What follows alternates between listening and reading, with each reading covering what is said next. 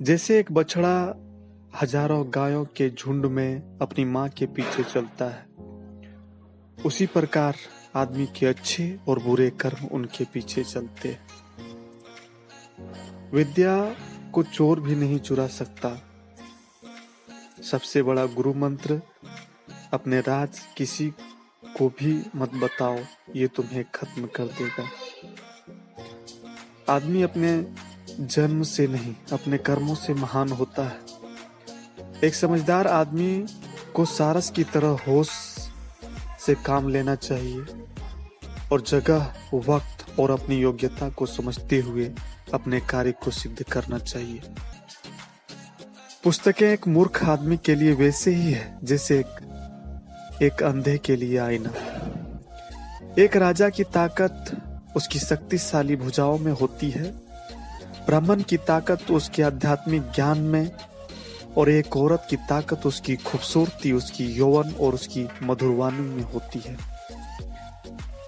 आग सिर से स्थापित करने पर भी जलाती है, अर्थात दुष्ट व्यक्ति का कितना भी सम्मान कर ले वह सदा ही दुख देता है। गरीब धन की इच्छा करता है, पशु बोलने योग्य होने की, आदमी स्वर्ग की इच्छा करते हैं और धार्मिक लोग मोक्ष की।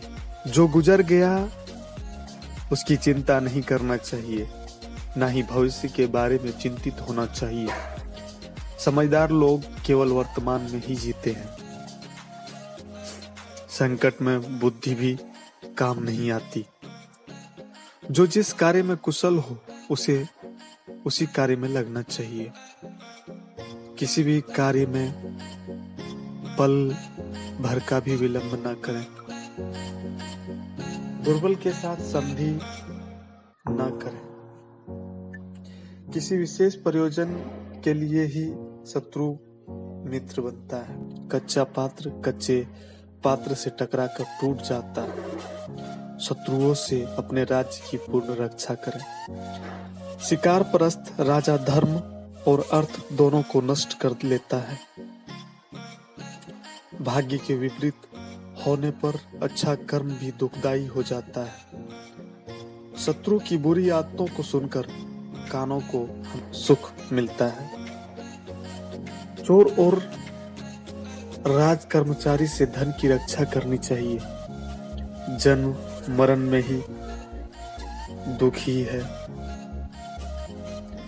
ये मत सोचो कि प्यार और लगाव एक ही चीज है, दोनों एक दूसरे के दुश्मन हैं। ये लगाव ही है जो प्यार को खत्म कर देता है। दौलत, दोस्त, पत्नी, राज्य दोबारा हासिल किए जा सकते हैं, लेकिन ये शरीर दोबारा हासिल नहीं किया जा सकता।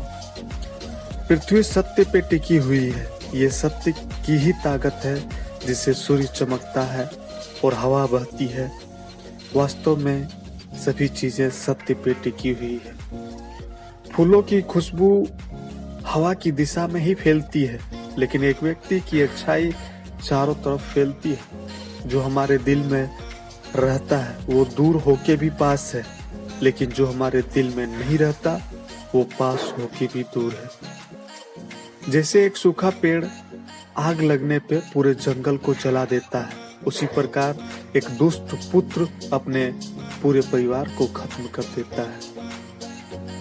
जिस आदमी से हमें काम लेना है उससे हमें वही बात करनी चाहिए जो उसे अच्छी लगे। जैसे एक शिकारी हिरन का शिकार करने से पहले मधुर आवाज में गाता है।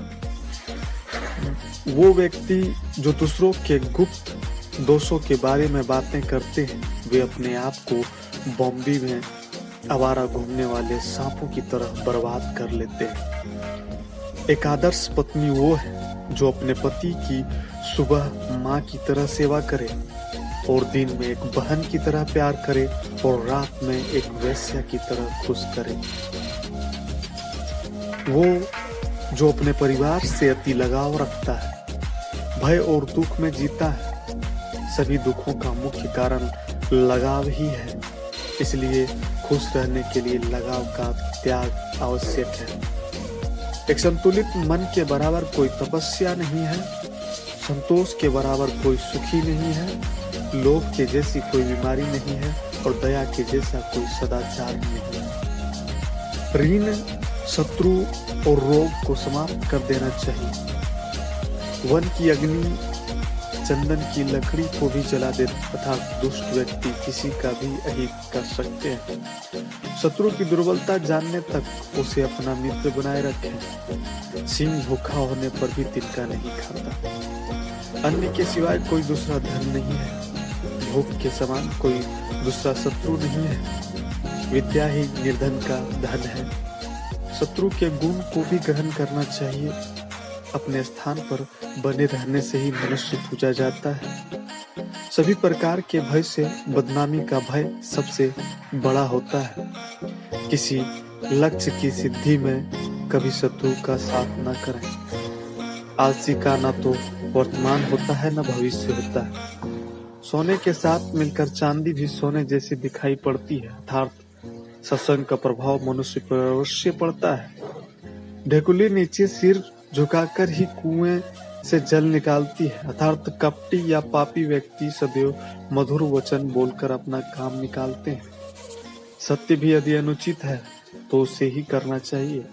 समय का ध्यान नहीं रखने वाले व्यक्ति अपने जीवन में निर्विघ्न नहीं रहता।